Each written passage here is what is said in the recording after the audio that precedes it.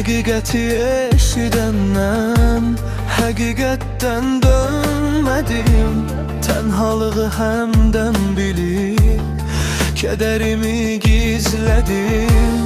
Nə cahilə könül verdim, nə aldanıb aldanaram. Bu dünyanı fani bildim, bax yaralı yoldanam. Ne dünyaya meyil ettim, ne cah celal saymadım. Her yanımı duman sardı, ama kimden korkmadım. Dünya nece yalan imiş, yalana aldanmadım. Ne dünyaya meyil ettim, ne cah celal saymadım. Her yanımı duman sardı, ama kime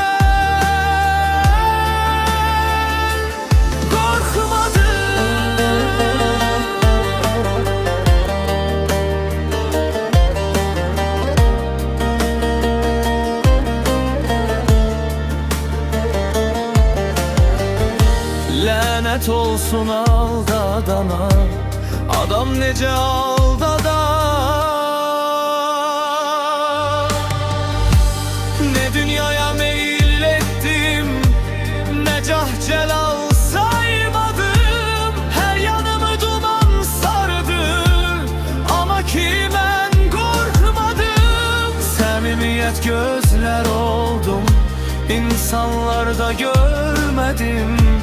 Riyakarlar hile giyip nece gezer şadlana.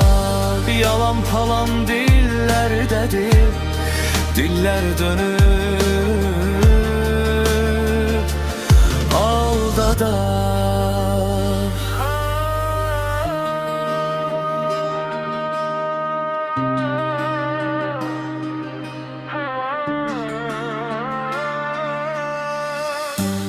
Ne dünyaya meyil ettim, ne cah celal saymadım.